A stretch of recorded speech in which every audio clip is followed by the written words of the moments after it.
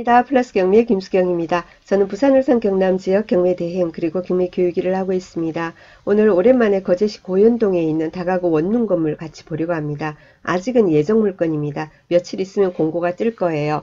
저희 유료 옥션 사이트 보니까 미리미리 나와 있는 겁니다.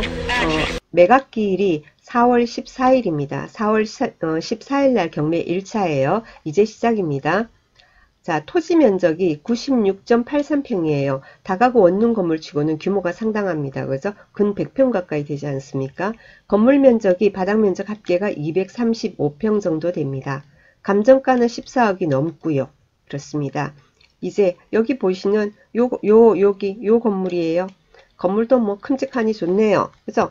입지도 상당히 좋더라고요. 입지가요. 어디냐면은 여기가 거제시, 여기 안 보이지만 여기 윗부분이 저기예요. 삼성중공업이에요. 삼성중공업이고, 그래서 여기 삼성중공업 사원 아파트도 바로 여기 붙어 있죠. 그죠? 그리고 여기 일대에 보면은 아파트도 많고, 여기 학교, 초등학교, 중학교도 보여요. 초등학교도 보이고 그러죠. 자, 그리고 여기 장평종합시장이라고 되어 있습니다. 그래서 요 일대에 다가구 원룸 건물이 상당히 많아요. 가까우니까. 중공업 가까우니까 출퇴근하기 편하니까 여기 원룸 같은 경우 임대가 잘 나갑니다. 장평동이 잘 나가는데요. 이 물건은 고현동이에요. 고현동이라 하더라도 바로 여기 이 자리예요. 이 자리이기 때문에 상당히 가깝죠. 그래서 입지도 좋고 건물도 반듯하고 규모도 있고 그래서 좋은 거 나왔네 하고 이렇게 봤더니 좀 문제가 있더라고요. 그래서 같이 한번 공부 삼아 보려고 합니다. 입찰 들어갈 건 아니고 공부 삼아. 자, 그러면 일단 한번 볼게요. 토지가 96.83평이라고 했습니다. 그리고 이렇게 건물을 보니까 1층부터 4층에서 이렇게 돼 있어요. 1층 41평, 그 다음 50평, 50평, 46평 이렇게 돼 있는데 이것만 봐도 이거는 좀 아니다라는 생각을 하셔야 돼요. 다가구 원룸 건물 같은 경우에는 3층까지 가능하거든요. 1층이 필로티 주차장이면은 2, 3, 4층 이런 식으로 가능하지만 이게 다 이런 식으로 있을 수는 없어요. 그러면 여기 1층 같은 경우에는 한 서너 평 아니면 평수에 따라 다르지만은 주로 이제 계단실 정도로 해서 아주 작은 평수가 있어야 되는데 이렇게 41평이나 있단 말이에요. 그럼 이거는 이제 위반인 거죠. 그죠? 위반 건축물. 여기서 위반 건축물이란 게 바로 또 드러납니다. 자, 그러면 한번 다음 볼게요. 건축물 대장. 건축물 대장은 여러분도 보실 수 있어요. 건축물 대장에서 이해관계, 그러니까 소유자가 아닌 우리 같은 사람은 이렇게 건물의 어떤 도면 같은 거는 보기는 어렵습니다. 근데 기본적으로 지금 이런 내용들은 누구나 건축물 대장을 통해서 알 수 있어요. 면적이라든가 뭐라든가 용도라든가, 그래서 그런 것도 나와 있고 소유자도 나와 있고 건축물 대장에도 그렇습니다. 자, 근데 이제 건축물 대장을 이렇게 여니까 바로 여기에 노딱, 그죠? 노란 딱지 붙어 있습니다. 위반 건축물이라고 이렇게 붙어 있어요. 그러면은 쭉 건물을 이제 이렇게 페이지를 내리면서 어떤 내용이 위반인 건지, 그죠? 그런 내용도 자세히 보셔야 하고, 그리고 건축물 대장을 열었는데 위반 건축물이 아니다 하더라도 위반, 저 부분은 이상해 라는 것을 건축물 대장과 비교를 해서 이런 물건 들어가실 때는 건축물 대장에 나와 있는 거하고 현황하고 비교를 하셔야 돼요. 현황하고 비교해서 지금은 위반 건축물로 적발이 안 됐다 하더라도 추후 언젠가는 적발이 되고 이행강제금을 물게 되고 그렇게 되거든요. 요즘은 굉장히 적발 잘해요. 드론 촬영 많이 하니까 옛날 같은 항공 촬영이 아니고 드론 촬영하고, 그리고는 임차인들이 신고하는 경우도 상당히 많이 있어요. 그래서 아직은 괜찮네 이러지 마시고요. 특히나 이제 다가구 원룸 건물은 주로 주거용으로 사용이 되니까 괜찮은데 저기 근린 주택 이런 거 상가 같은 경우에는 위반 건축물 같은 경우에는 등록 인허가 이런 게 안 되는 경우가 상당히 많이 있어요. 그런 부분도 있고, 그리고 대출에도 지장이 있고 그렇습니다. 자, 그러면 여기서 위반 건축물이라고 했으니까 어떤 부분이 위반 건축물인가 하고 제가 페이지 내려가면서 봤더니 나와요. 제가 아까 1층 부분에 대해서 말씀을 드렸었죠. 그래서 1층 그죠? 여기 나와요. 1층 근린생활시설 어쩌고저쩌고 나오고 그리고 또 뭐가 나오냐면은 방 쪼개기라고 하나요? 한 가구를 두 개로 이렇게 나누는 그걸 했다라는 그런 내용이 나옵니다. 그 자세한 내용은요, 여기 여기 나오는데요. 여기 보면은 단독주택, 다가구주택, 용도 4가구 했어요. 2층 2가구, 3층 2가구를 가구 간의 경계벽을 증설해서 8가구로 만들었다. 불법 대수선을 했다. 위반 면적이 141.58제곱미터다. 이런 말도 나오고요. 그리고 또 뭐냐면 다락 부분에 대해서도 불법 증축을 해서 사용했다. 그래서 지상 4층 바닥 면적 26.56 불법 증축 이런 내용이 나와서 이런 내용으로 해서 위반 건축물로 표기한다 라는 내용이 나옵니다. 그래서 여러분도 이런 건물 같은 거 관심 있으신 분은 건축물 대장을 열심히 잘 보셔야 해요. 보시고 그리고는 위반 건축물이란 내용이 없다 하더라도 건축물 대장상하고 현황하고를 비교를 하시면서 이렇게 꼭 확인을 하시고 입찰에 참가하셔야 합니다. 관심이 있으시면. 쉽지 않다 그죠? 돈 버는 게 쉽지 않은 겁니다. 자, 그러면 등기부 한번 보겠습니다. 등기부 보니까 2013년 11월 1일 날 소유권 보존이 됐습니다. 소유자 2사람이더라고요. 각 2분의 1 이렇게 돼 있고요. 그리고 그날 바로 근저당 설정됐습니다. 이 근저당이 말소 기준 등기가 됩니다. 처음에는 남대구 새마을 금고였는데 지금은 MCI 대부로 채권이 양도돼 있습니다. 여기 말소 기준 등기예요.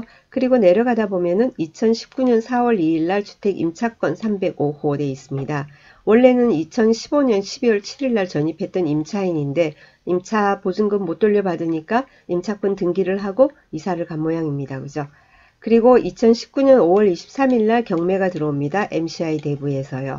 그리고 그 이후에 2019년 11월 14일 날 임차권 또 503호에서 1,400만원 이렇게 해가지고는 임차권 등기를 한 모양입니다.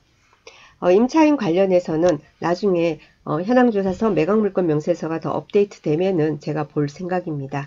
일단 지금 상태에서 잠시 보겠습니다. 그래도 말소 기준 등기가 2013년 11월 1일 근저당 여기입니다. 2013년이에요.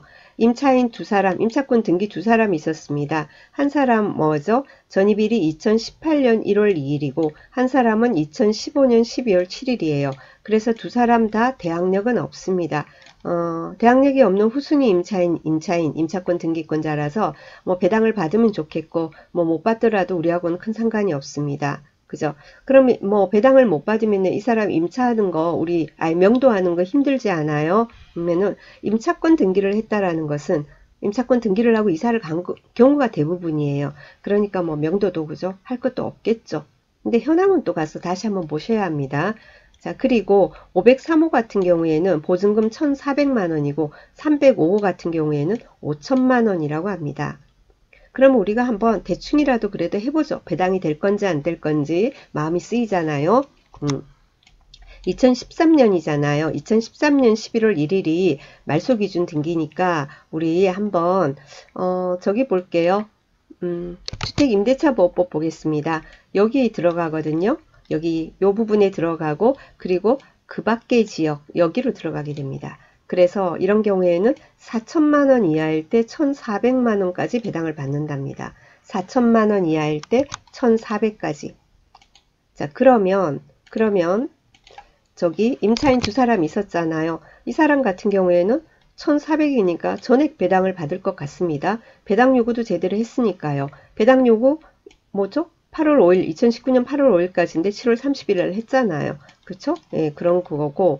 그리고 305 같은 경우에는 5천만원이에요. 아까 4천만원 이상일 때 소액임차인 최우선 변제를 받을 수 있죠. 이 사람은 소액임차인 최우선 변제는 못 받아요. 근데 확정을 위해서 우선 변제권에서 순위는 있는 거죠.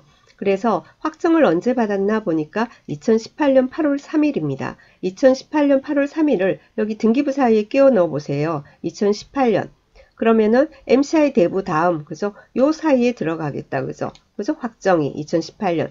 그래서 나중에 배당이 이제 낙찰이 얼마 되냐에 따라서 이 사람은 배당을 받을 수도 있고 못 받을 수도 있고. 근데 못 받는다 하더라도 대항력은 없으므로 낙찰자하고는 관계가 없고. 이왕이면 받았으면 좋겠는데 그죠? 그런데 이 건물이 아까 이제 위반 건축물이에요.